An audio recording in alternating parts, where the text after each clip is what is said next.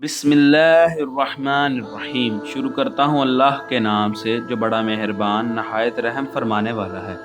تو ناظرین، آج کا جو ہمارا موضوع ہے وہ ہے زمین کربلا کا واقعہ۔ ابھی تھوڑا سا چلے تھے کہ ہر کے سپاہیوں نے آ کر روک دیا اور کہا بس یہیں اتر پڑیے، فرات یہاں سے دور نہیں ہے۔ آپ نے پوچھا اس جگہ کا نام کیا ہے؟ لوگوں نے کہا اس جگہ کا نام کربلا ہے۔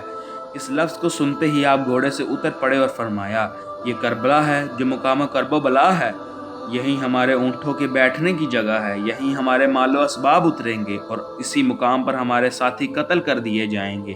یہ محرم 21 ہجری کی دوسری تاریخ جمعرات کا دن تھا جب حر نے حضرت امام حسین رضی اللہ تعالیٰ عنہ کو کربلا میں اترنے پر مجبور کر دیا تو اس نے ابن زیاد کو اس بات کی اطلاع دی۔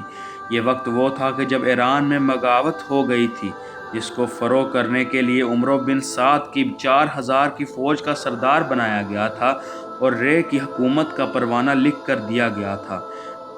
ابن سعد اپنی فوج کے ساتھ نکل کر ابھی تھوڑی ہی دور پہنچا تھا کہ ابن زیاد نے اسے واپس بلا کر حکم دیا کہ حسین کی مہم سر کرو اور اس کے بعد ایران کی طرف روانہ ہو۔ یہ عمرو حضرت سعد بن ابی وقاص رضی اللہ تعالیٰ جو صحابی رسول صلی اللہ علیہ وآلہ وسلم ہیں اور عشرہ مبشرہ میں سے ہیں، ان کا بیٹا تھا۔ وہ نواسہ رسول صلی اللہ علیہ وآلہ وسلم حضرت امام حسین کی فضیلت سے خوب واقف تھا، اس لیے اس نے ابن زیاد سے کہا کہ مجھے اس امر کے لیے نہ بھیجیں۔ ابن زیاد نے کہا کہ اگر حسین کے مقابلے کے لیے نہیں جاتے ہو تو کہ رے کی حکومت سے دستبردار ہو جاؤ۔ ابن سعد نے اس معاملے پر غور کرنے کے لیے ایک دن کی مہلت لی، پھر آخر دنیاوی حکومت کی لالچ میں امام عالی مقام کے ساتھ مقابلے کے لیے تیار ہو گیا اور وہی 4000 کی فوج جو ملک ایران جانے کے لیے تیار تھی انہیں ساتھ لے کر تیسرے محرم کو کربلا آ گیا اور پھر برابر کمک پہنچتی رہی، یہاں تک کہ ابن سعد کے پاس 22000 کا لشکر جمع ہو گیا۔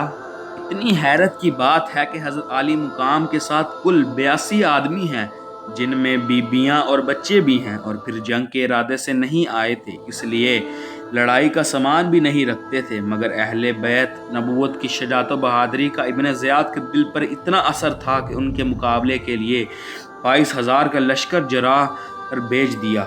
دو گنی چوگنی سوگنی تعداد کو بھی کافی نہیں سمجھا، کوفہ کے تمام قابل جنگ افراد کو کربلا میں بھیج دیا۔ اس کے باوجود لوگوں کے دل خوف زدہ ہیں اور 500 جنگی سواروں کے ایک دستے کے ساتھ دریائے فرات پر مقرر کر دیا تاکہ ان کے ساتھی پانی کی ایک بوند نہ لے سکیں۔ یہ واقعہ حضرت علیہ جدہ علیہ السلام شہید ہونے سے 3 دن پہلے کا ہے۔ ابن سعد نے حضرت امام کے پاس آدمی بھیجا کہ ان سے پوچھو وہ یہاں کیوں آئے ہیں اور کیا چاہتے ہیں۔ آپ نے جواب دیا کہ کوفہ کے لوگوں نے خط لکھا کر مجھے بلایا ہے، اب اگر میرا آنا پسند نہیں تو میں واپس چلا جاؤں۔ ابن سعد نے اپنا سوال اور امام کا جواب لکھ کر ابن زیاد کو بھیج دیا۔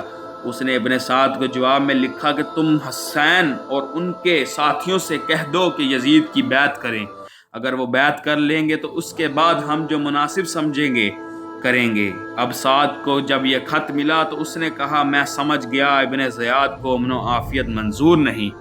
تو ناظرین، اگر آپ کو یہ میری ویڈیو اچھی لگی ہو تو چینل کو سبسکرائب اور ویڈیو کو لائک کرنا مت بھولیے گا اور بیل آئیکن کو دبانا بھی مت بھولیے گا، اور انشاءاللہ العزیز کل میں اس کا پارٹ 7 اور پارٹ 8 یوٹیوب پر اپلوڈ کر دوں گا۔ اللہ حافظ۔